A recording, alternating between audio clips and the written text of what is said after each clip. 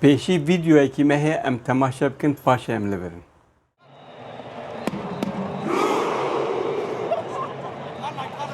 Ver!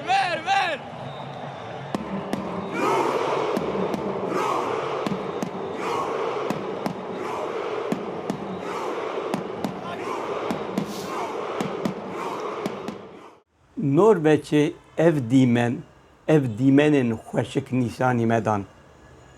Norveçê wekî hin welatan nijadperestî nekir. Di serketina herî piçûk de negotiye herî mezin li dinyayê emin. Çandek nîşan da, çanda wan ku bi sedan salan heta an hatiye. Temaşevanên wan di stadê de ev çand bawekî xweşik nîşan dan.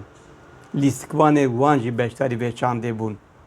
Çima du caran bi serketin du maçan da du maçên koman ên Kupaya Cîhanê de. Di maçên koman de sê maç hene. Norveç ne di komekî hêsan de bû. Di komekî xurt de bû lê di her du maçan de bi serket pêşî bi 4-1 Iraq têk pir. Paşê Senegal ku ew jî tîmeke xurt e bi 3-2 têk pir û bi 6 puanan mafê derketina ji komê bi dest xist.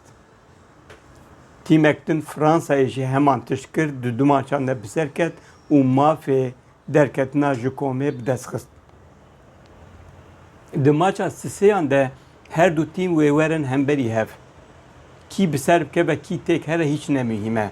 Ji ber ku her du jî ji komê derketine û di maça sêyemîn tenê ji bo kêfê wê bilîzin. Lê Norveç kêfek taybet da hemû dinyayê. Bi van dîmenan nîşan da ku futbol tiştek din e, futbol çand e, futbol hezkirin e û ev hezkirin pêşkêşî dinyayê kir.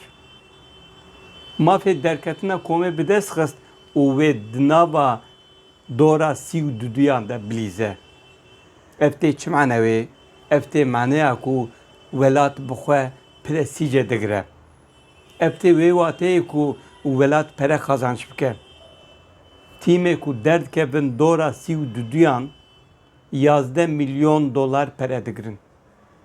Eger Norveç dûr de jî bi ser bike ve û derbasî dora 16 here wê çaxê wê 15 milyon dolar pere bigire.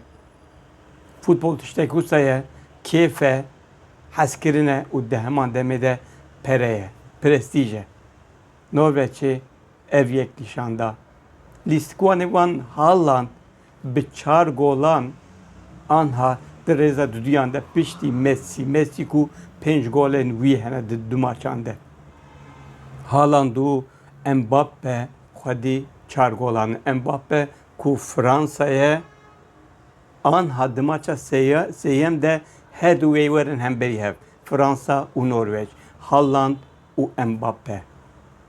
Kêfa futbolê helbet em ê ji wê maçê jî kêfê bigirin. Kengê ye ew maç roja înê ye. Em ê bi hev re temaşe bikin.